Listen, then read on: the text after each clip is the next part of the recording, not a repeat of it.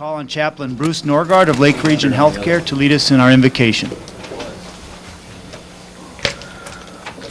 Lord God, as we gather here to conduct the business of the City Council, we thank you for all those who are here providing governance for our city. We thank you that they have chosen to undertake the tasks involved in studying the issues to be decided. We give thanks that we have this representative form of government by the people, for the people, and of the people. We ask for your guidance as decisions are made, ordinances discussed and enacted, vision for planning processes are sought, and for all the routine business decisions. We thank you as well for the work of the city staff as they have prepared agendas, done research, and are recording the actions taken here this morning. Lord, we ask your blessings on all done here as the people are represented by these who receive their ultimate authority from you. May their work honor and glorify you and serve the people of Fergus Falls. Amen. Amen. Allegiance to the flag of the United States of America and to the republic for which it stands, one nation under God, indivisible, with liberty and justice for all.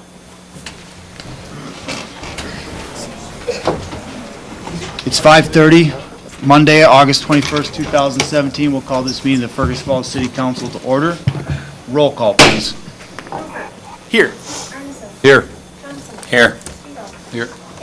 Here. Here. Here. Here. We have a quorum.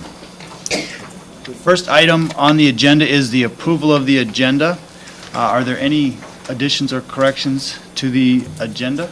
Scott? I'd like to pull off I-5 on that sound system. I had some questions, and I didn't expect Andrew to answer them for me because he's not the IT guy, and Jim was didn't really know how to answer it either, so I just soon table it till the next meeting.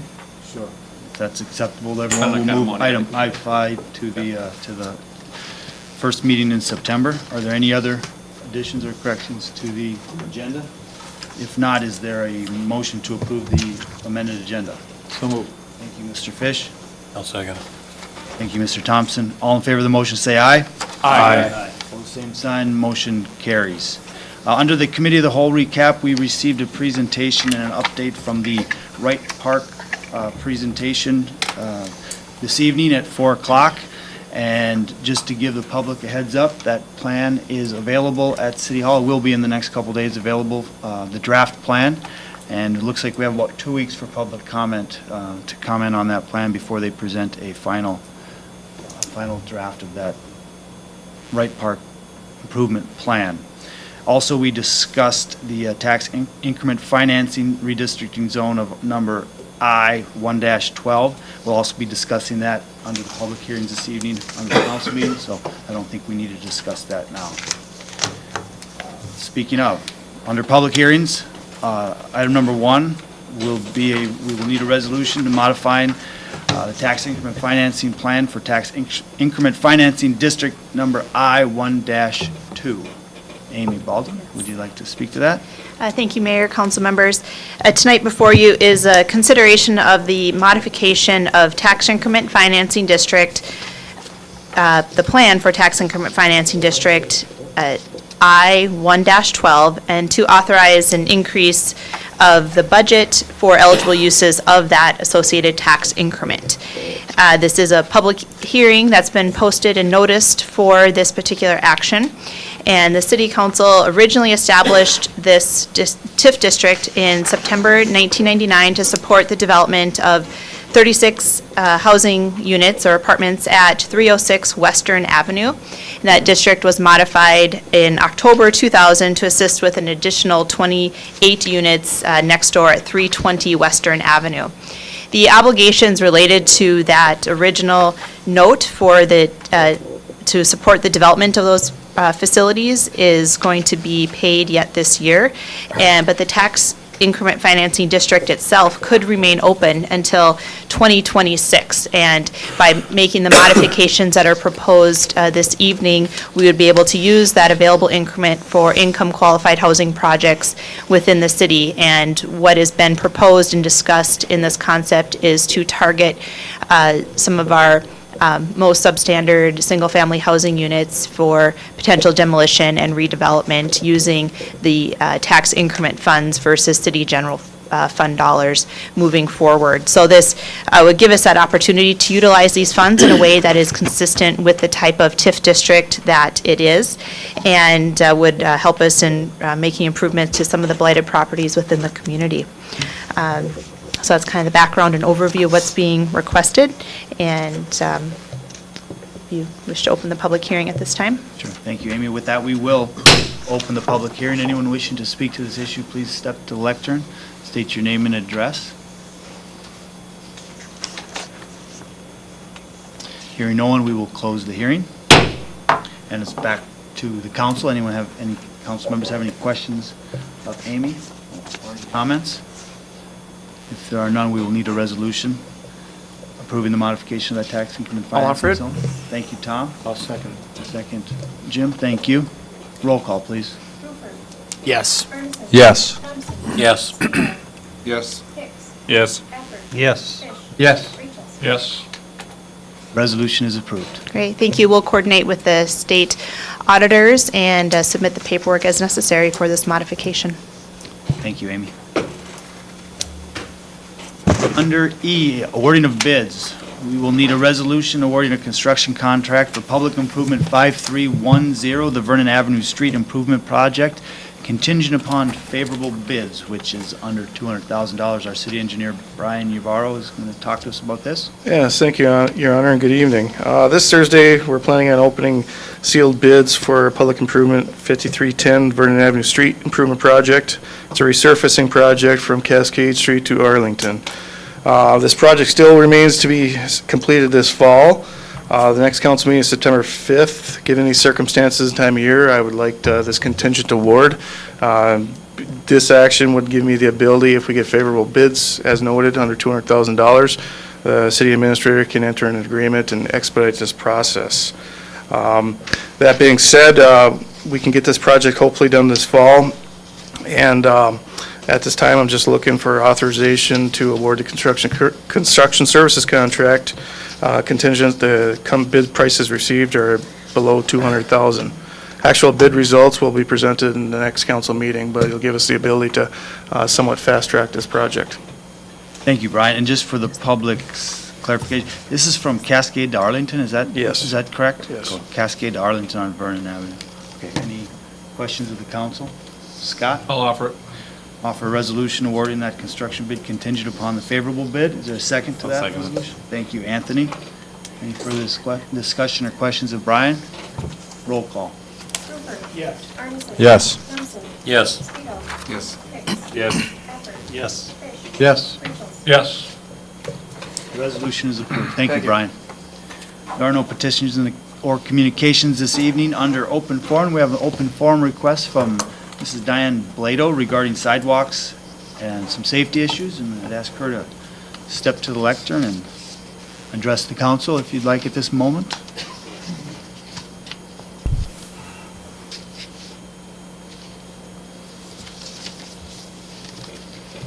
Yes, good evening. This is the first time I've spoke out in public like this. I don't normally. I live across the street at Augustana Apartments, and I've lived in a lot of apartment buildings, and this whole town, when I was younger, I used to work at jobs where the school kids that got in trouble would go out for, say, their punishment and pick weeds, and this whole town, especially across over there, and our management doesn't do anything for the weed picking. And in front of, on Mill Street, there is so many people that just drive so fast. There's twice I've almost got hit just walking across the street. And even now tonight coming across here in the crosswalks. The people just don't care. As long as they've got their vehicle, they think they go ahead. And I am handicapped. When I have to take my cane all the time during the winter and on long walks. And there's a lot of handicapped over there. For one thing, I'm speaking for myself. And when I get my grandkids. So I'm just asking for help for handicapped and people that aren't, just walk across the street, in the crosswalk and not. So, Thank you for that, Your Honor. Mrs. Blato. Yes, Anthony, did you have a comment? It's strange that obviously Ms. Blato brings up weeds, because I just actually spoke to a guy because I've been doing my bit for Pedal Fergus Falls and riding my bike lately, and there are a lot of weeds actually, and I think maybe Guy could just speak to the right who actually looks after certainly the weeds in that first section of the road. That is obviously, some of it is the property owner yes. to do. And I think in regard to your other issue, then we'll talk to April and see what we can do in terms of getting somebody to look at the property itself. Okay. And if nothing else, give them a letter, the property owners, and if they don't do it within a certain amount of time, then sorry, you're going to be fined. Town looks awful. Guy, Yeah. did you want to address the policy on? Sure, yeah. It is the obligation, the responsibility of the property owner to maintain the adjacent right-of-way. So that would mean shoveling the snow, keeping the weeds picked so they're not a safety, a tripping hazard in the sidewalk and such like that. So if there are particular areas you have concern over, if you could give us a list, or we can have some staff take a look at some of the more frequently walked sidewalks and see if we can address those specifically. Okay. Thank you. Yep, thank you. The next item on the agenda is the consent agenda.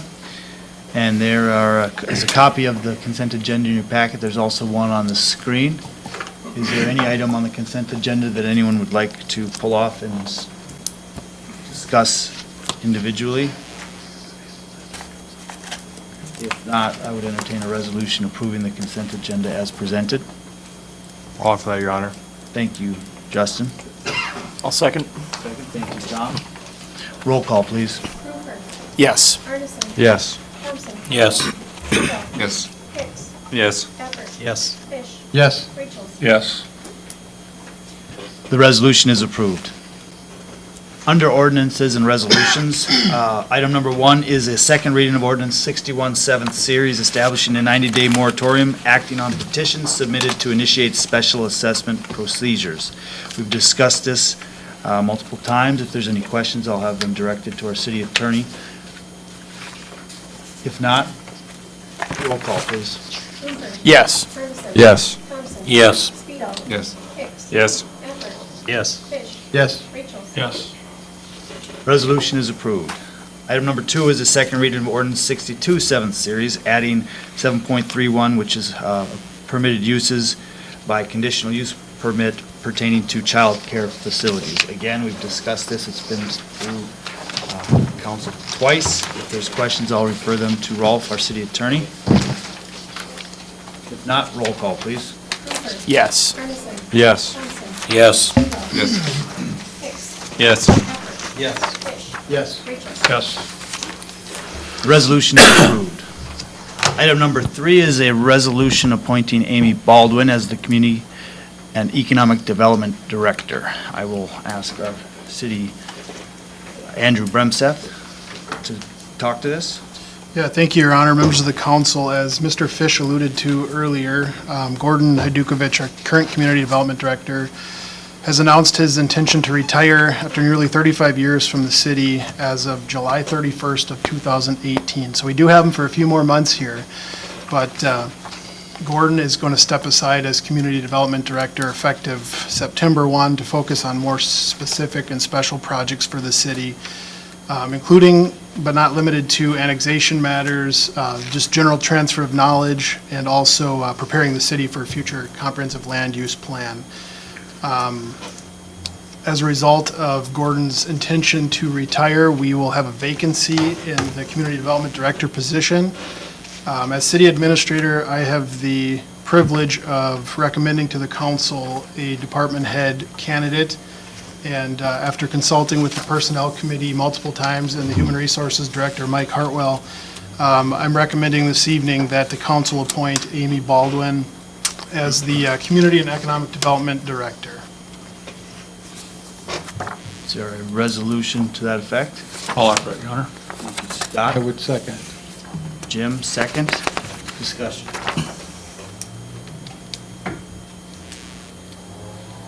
Any questions, comments of Andrew?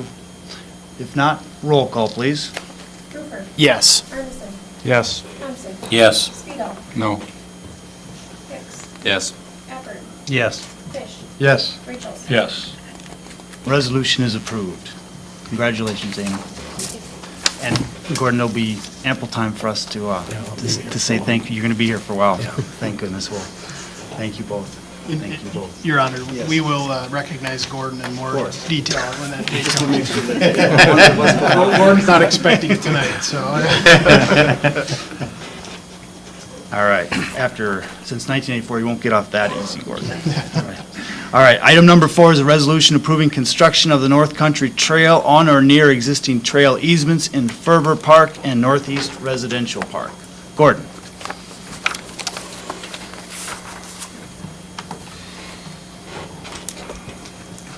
Okay, you have a memo in front of you where advocates for the North Country Trail would like to construct a portion of the North Country Trail in the green area you see on the map of Norgren, or the Ferber Park, and the lower part of the subdivision along County Road 111.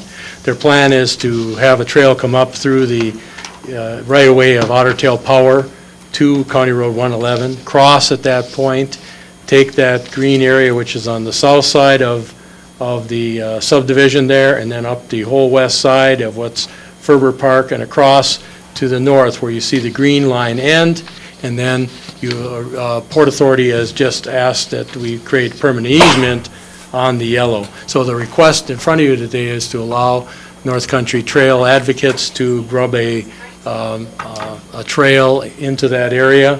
That area is 50 foot wide. It's wide enough for a future bike trail.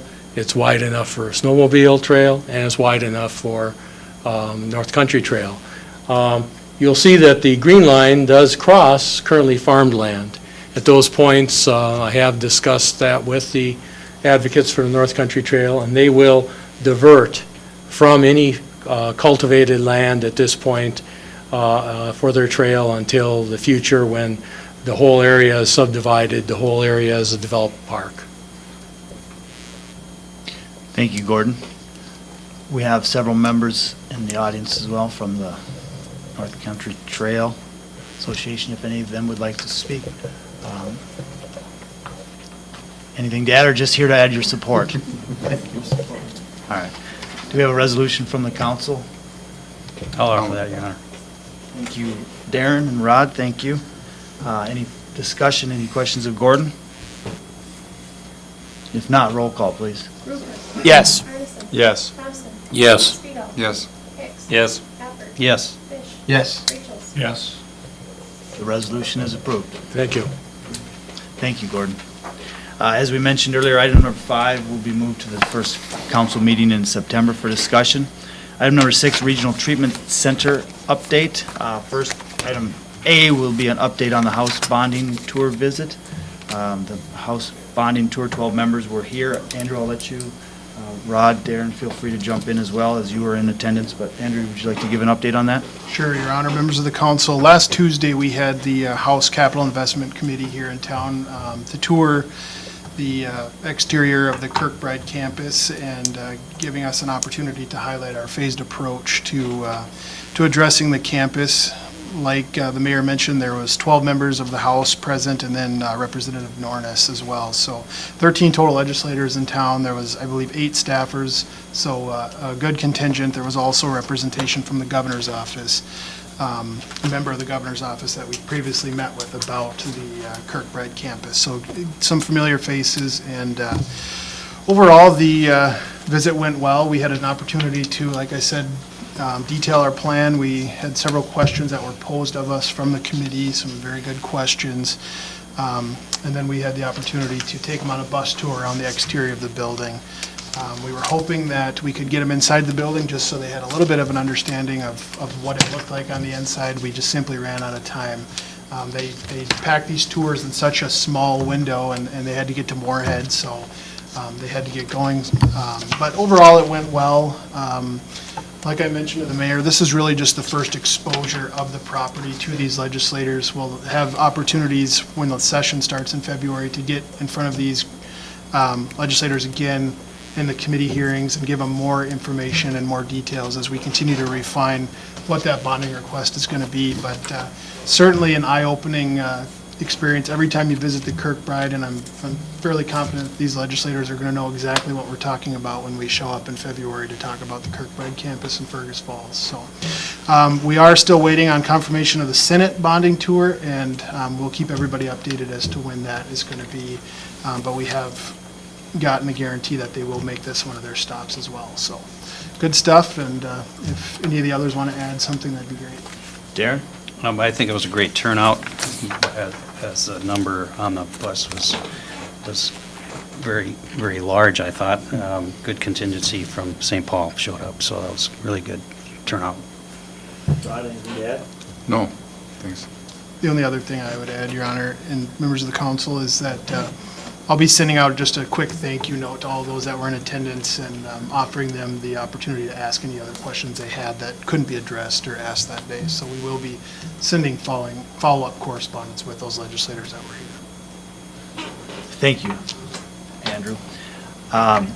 Item B is update on the EIS for the tunnels. Do you want to take that as well? Yes, Your Honor, members of the council. As you all recall, we did a EAW, which is an environmental assessment worksheet on the tunnels several months back. And the city of Fergus Falls is the responsible government unit in this case for that EAW. And as the responsible government unit, we are the ones who have to make a determination as to whether or not an EIS, which is a environmental impact statement, is necessary. And really what the EIS is, it's like a phase 2 to the EAW. We as property owners obviously would incur additional expense if we were required or determined that we need to move forward with an EIS. So tonight we have to make the determination as to whether or not an EIS is necessary. We're working with Stantec on this process, and we received 3 comments throughout the public comment period, and those are all included within your packet. They were from the State Historic Preservation Office, the PCA, and then Gene Schmidt, a local resident here in Fergus Falls. None of these comments asked for an EIS or indicated a need for an EIS. So the recommendation before you tonight is simply passing a resolution determining that an EIS is not necessary for the RTC tunnel deconstruction based on the findings of facts and authorization. And the other authorization we need is to then submit this to the EQB, and Stantec will be the ones that are preparing the final documentation to send to the EQB stating that we've determined that an EIS is not necessary, if that's the direction of the council. A lot of acronyms, so I'll be glad to answer questions related to that. I'd make that resolution, Your Honor. I'll second it. Thank you, Brent. Is there any further questions, acronyms, comments? All right, roll call, please. Hooper. Yes. Ferguson. Yes. Thompson. Yes. Spiel. Yes. Hicks. Yes. Effort. Yes. Fish. Yes. Baker. Yes.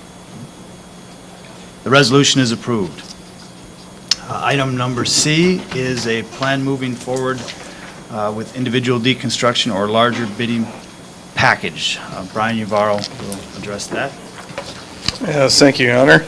The memo before you is in regards to the Phase 1 RTC campus deconstruction project. If you recall, on June 5th, the City Council passed a resolution, but also amended it. Phase 1, which currently consists of Building 2, 11, 30, 32, the campus tunnels, and the 2 connection links for east and west attached, designated as Building 2324 and 2728. On the first page here, I just want to provide you a quick status update where we're at with all these buildings. Building number 2 is non-contributing per SHPO. Stantec is preparing the plans and specifications. Building number 11, non-contributing per SHPO. Project's plans and specifications, just we need minor revisions. If you recall, last fall we took quotes for this, and that's why I'm recommending if still to maintain building number 11, but add the 3 gazebos as well. That will minimize some of the planned rework that Stantec needs to do. Building 30, non-contributing per SHPO. Stantec has done evaluation, preparing the plans and specifications. As Building 2, as you note, is connected to Building 32, therefore the plans need to incorporate some type of provisions to safely remove Building 30 and then install some type of bulkheading for Building 32, if that is to remain. Building 32 now. Stantec and McDonald Mack recently reviewed the site in preparation for the EAW. SHPO believes it's important to understand how this will impact the National Register nomination. Therefore, they're recommending the city contact and consult with an architectural historian to prepare an assessment to see how the removal of this building will affect the National Registry. We've begun that process right now, but that's going to be another component of conversation, how we want to proceed with that. Campus tunnels. Stantec recently did a more detailed structural analysis of these tunnels, and they're drafting up a response per the EAW that for comments received from the EAW when we first did that process. We need to, like I said, the council has passed a determination for the EIS. So at this time, we're going to prepare the response back to SHPO and see where we can go from there. The next components of Phase 1 is the building connection links for Building 23, 24, and 27, 28, east and west attached. Similar to Building 32, Stantec believes that we should engage an architectural historian, and preliminary conversations indicates that this might be the most intensive or complex component of Phase 1. Initial discussion indicates that previously, it depends on what point of reference and history you want to look at. It was previously detached over some years, and I don't recall, but there was one story that was constructed, and eventually you had 2 stories above that. So that's really going to make a determining factor in how we approach those connection links. So given this, scenario 1 this is just scenarios presenting how we want to proceed with these projects given what we're currently at with all these building components composed of Phase 1. Scenario 1, we could do a large contract. We'd have to do some alternates. We'd do a minimum 21-day publication and do the $2.3 million. We have encumbered 1.9. Therefore, we'd have to do the alternates. I cited as critical path schedule. Currently, with scenario 1, Building 32, we would need to figure out the National Registry investigation at this time if we want to proceed with scenario 1. Scenario 2, same intent, but that composed of the single contracts that would compose the base bid campus tunnels, buildings number 2, 11, 30, and 3 gazebos. We'd still have to do a 21-day publication. I believe we have sufficient funds to proceed with this. The critical path schedule is the campus tunnels. We need to finish this EAW process and have additional discussions with SHPO if they are entailed for that. Scenario 3, contract, single base bid consisting of non-essential buildings, building number 2, 11, 30, and 3 gazebos. Still a 21-day publication. We have sufficient funds. And I believe substantial completion, pending any future discussions with SHPO, we could start this work this fall, but we still have to do the publication and complete the plans and specs. Scenario 4, this scenario basically would be considered the fast track, just starting deconstruction of some buildings. Currently right now is buildings number 2, 11, 30, and 3 gazebos. We could do this by quoting on single contracts. We have sufficient funds, and once again, we could start doing some building removals this fall. But those buildings would be essentially the non-contributing ones per SHPO. So that being said, I just want to provide you an update on how the council may want to proceed or what their intent is, given these scenarios here. We'll open up for any discussion on that.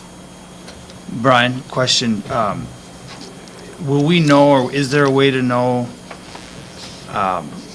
what savings there would be by bundling together without going the whole bid package?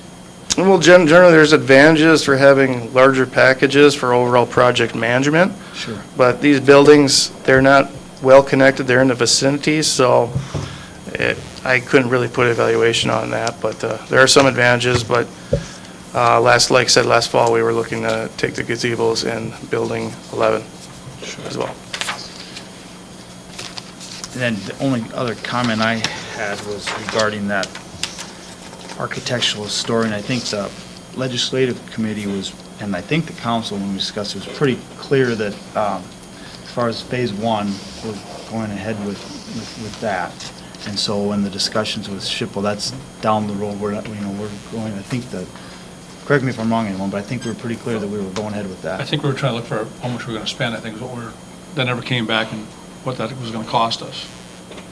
I believe that the discussions that have started, Andrew has contacted them, and at some point. There's no price on it. I mean, if it's going to be 20,000 or it's going to be 100,000, or any idea, I asked the question I asked last time. Yeah, Your Honor, members, we had a contact with the architectural historian last week, and they asked for about a month or two to get us those prices or a proposal. They have to come up on site to visit the site to look at what the scope would be, do a little digging, but we were asking for proposals based on certain phases of work. And I think what the legislative committee has discussed in the past, and I think what the council is their desire is to skip hiring that person for phase one, because phase one is fairly, non-historic, non-contributing buildings. It's more or less, I don't want to say a slam dunk, but more so than obviously when you get to phase three and you're starting to touch the horseshoe. So we're asking for proposals from this architectural historian through each phase, but the thought would be, as of now, is to not engage them until we get closer to maybe a more critical point of impacting the National Registry nomination. If you may, 32 is a phase one still? I mean, is that? Correct. Did I miss that? 32 still, yeah, okay. And the connection links. Right. To the nurse's cottage. Yeah, if I could add to what Andrew had mentioned too, we have had some discussions, and they suggested to sit down with SHPO themselves and get a better understanding.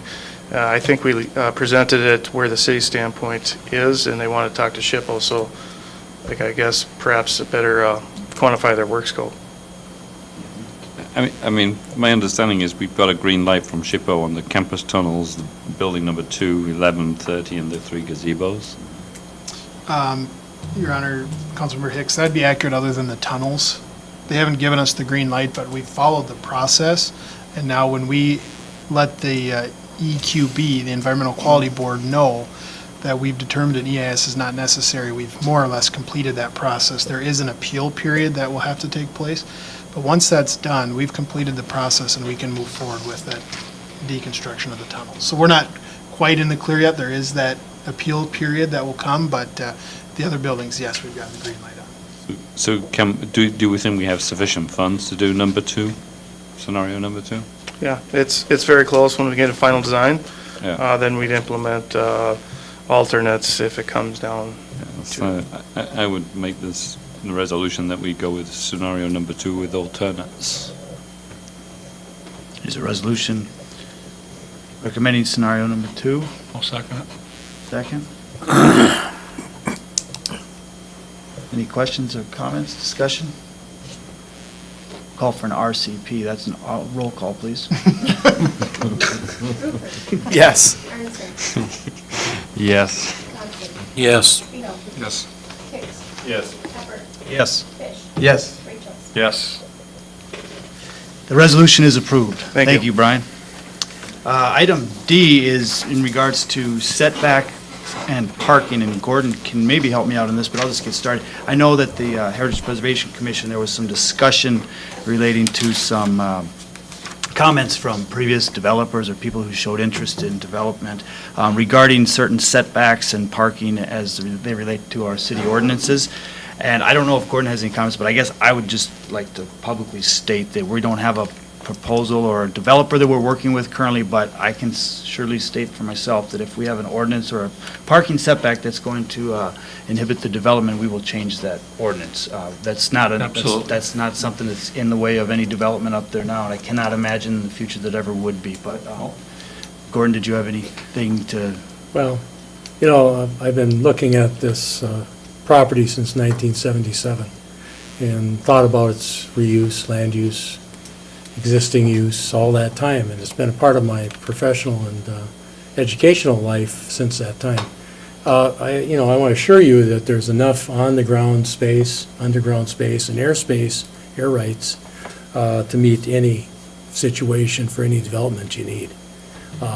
It really is not a question. And we have proposed B3 zoning for that, and that doesn't require setbacks. You can have setbacks, but it doesn't require them. And so I think that, if something comes up in the future with a developer and the question arises, that we can talk to that. We have the tools and the Yeah, ability. but we have the tools in place, and the site is of adequate size. Sure. Thank you, Gordon. Just, I guess, more than anything, it's just a positive, proactive statement that if any of those situations arise, we have the ability to take care of them, so. And I just wanted to mention too, for clarification, because I have heard in the community that that's been a deterrent or something that's gotten in the way of a past development, and I will make the statement that that has never been an issue with a developer. It's never been brought up by a developer, and it's never been identified by any viable development candidate as a roadblock to redeveloping the campus. So just to make that known that this is truly not an issue, but it's one that, if it turns into an issue, it's one that's easily that we can easily address and solve. Under presentations of claims, tonight we have claims in the amount of $1,070,395.78. And if there's any questions relating to that, I'll direct them to our city administrator. Yes, Anthony? Perhaps not so much more of a question, but perhaps on the next council meeting, we can ask Bill to give an update on, we're obviously starting to see a number of invoices come through for the library project, and I would like an update on where we're at with obviously with the funding. There was obviously some money in West Central Initiative from donors, and where we're at with that, and also obviously where we're sitting, in terms of moving the money within the city. We had a number of pots of money in designated accounts for the library. Sure. And with that, I would make the resolution to accept the claims. Thank you, Anthony. I'll second it. Thank you, Jim. Any other discussion? Roll call, please. Rupert. Yes. Harmson. Yes. Thompson. Yes. Speedo. Yes. Hicks. Yes. Effort. Yes. Fish. Yes. Regis. Yes.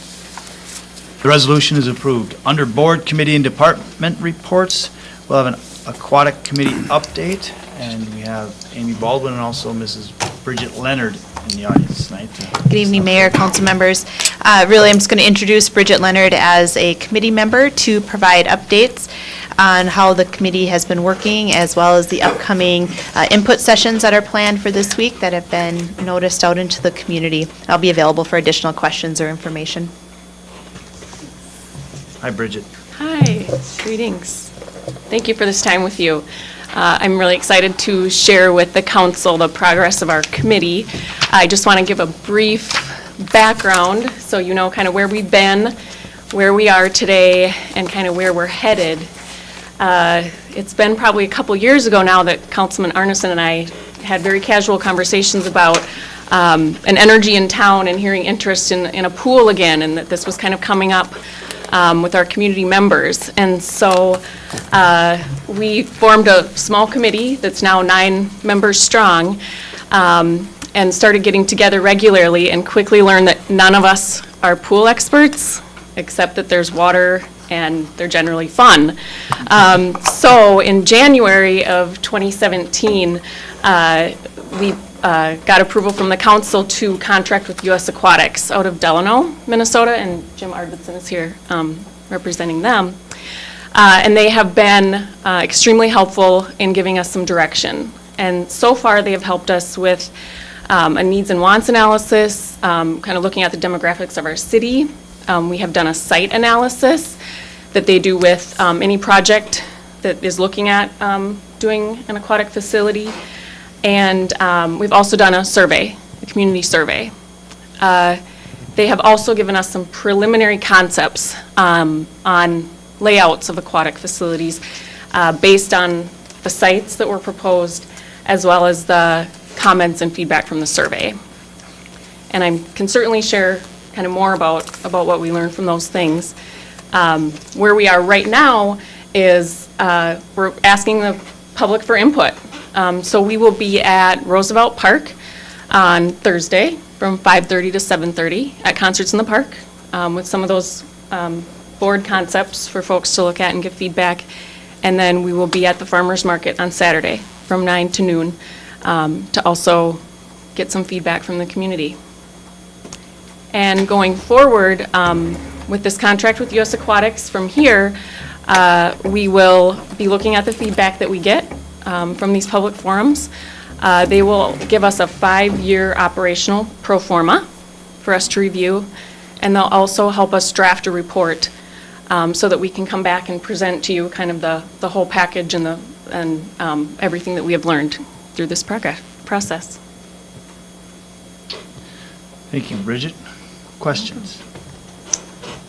Your Honor. Yes, Darren. Mr. Arvidsson, can you give 2 minutes on how Parker's Prairie Pool came to be? Gladly. Parker's Prairie Pool is done. It was approved, had state approval last Wednesday, as well as public health, and the very next day, we had kids swimming in it. And steadily, every day, more kids are coming as people learn about it. And it's going to be a wonderful facility. It's beautiful, and it's the same engineering firm that did that we're looking at for Fergus Falls here, U.S. Aquatics, and they are excellent. They are very thorough. They come up with very basic plans, but also cover all the nuts and bolts that need to take care of that. So yeah, we're very excited about Parker's Prairie. And maybe that's part of the reason why I'm helping Fergus Falls here. Bridget first contacted me and asked about Parker's Prairie and how things were going with that. So, anything else? Any other questions? Can you add community responsiveness from the onset? How it? I'm gonna say not as thorough as what you're doing. Definitely not. I wish we would have.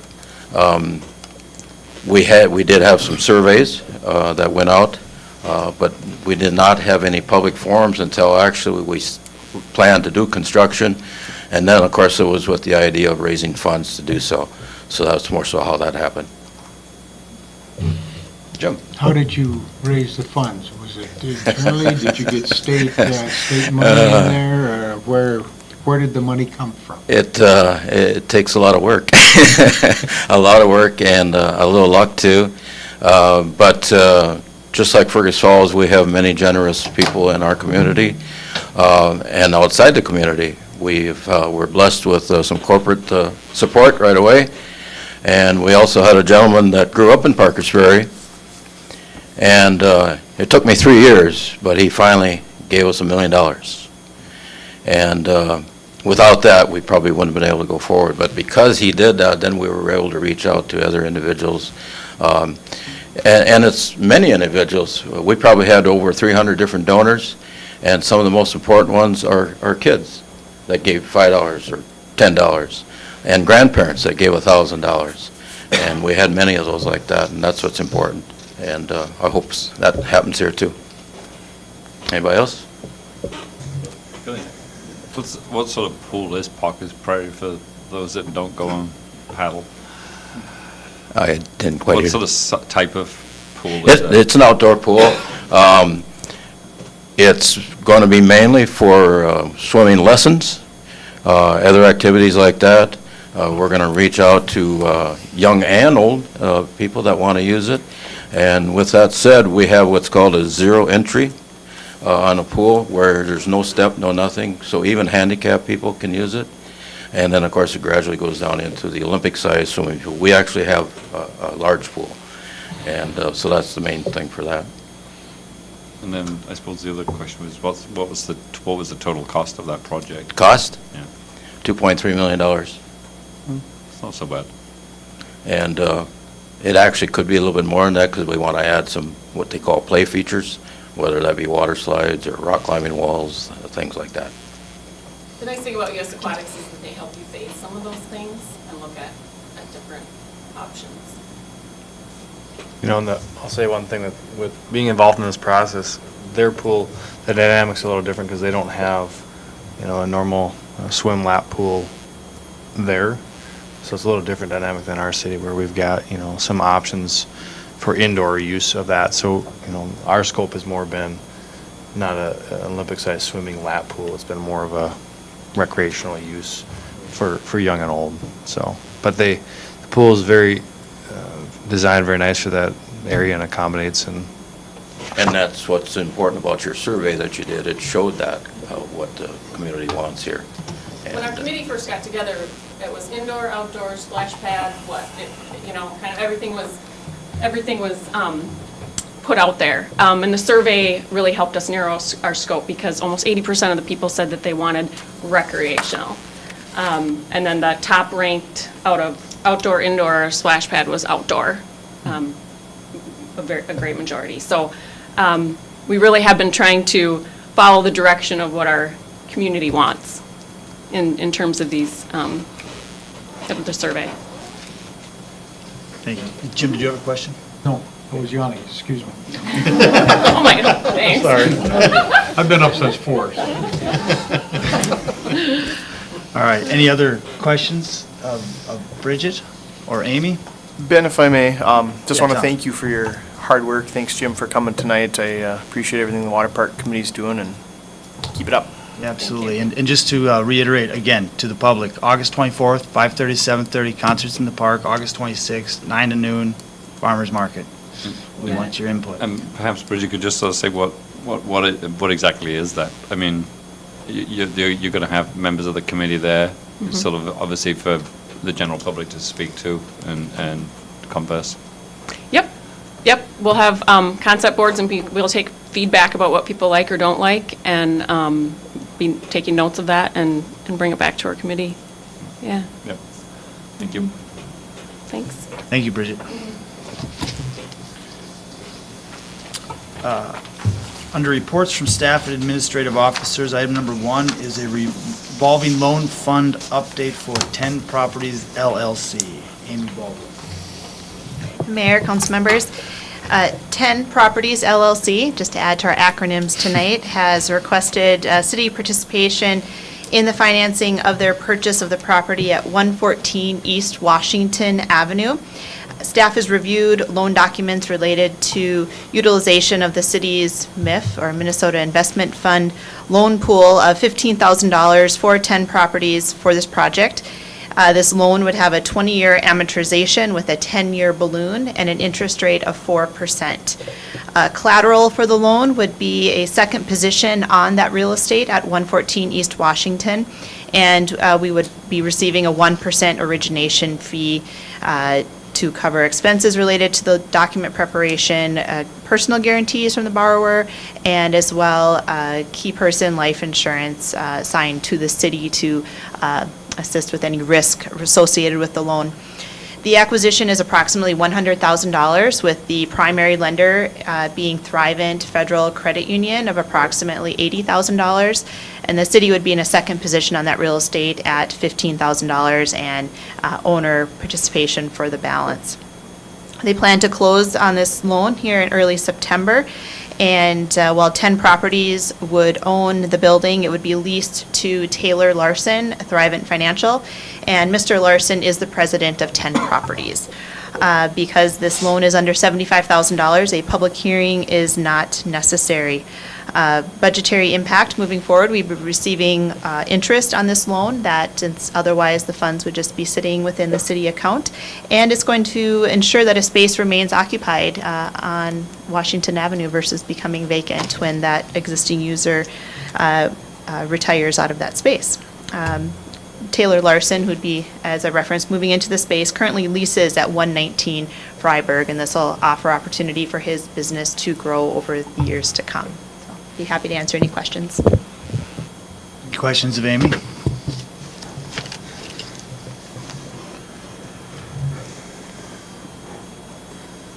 This is just an update, correct, Amy? It is, yes. All right. Thank you. Also an update is, next will be an update on the downtown and riverfront master plan. Sure. Thank you.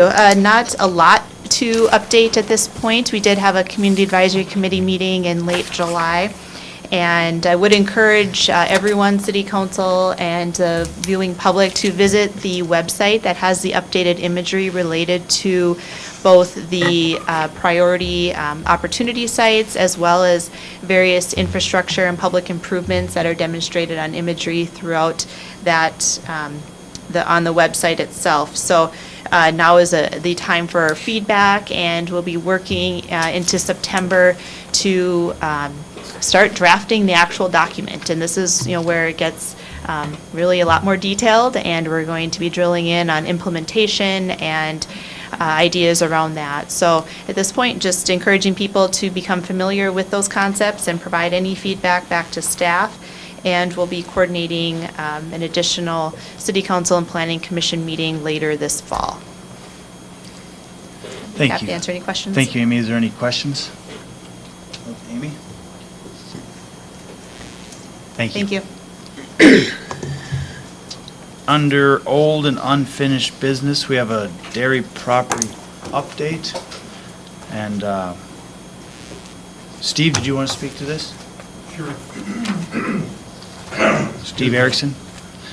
Good evening. Negotiating team in the Downtown Riverfront Council. Thank you. When we were here at the last council meeting, we discussed a purchase agreement that had been signed by the owner of the property. Mr. Cheney has acted on his own without legal representation so far, and as usual, determined that maybe he needed to have an attorney review the document. So the attorney did review the document, wanted some changes. We also decided maybe we needed to have some changes made. So Mr. Cheney submitted a termination of the purchase agreement he signed. His attorney has drafted a second purchase agreement and sent it to Kent Matson.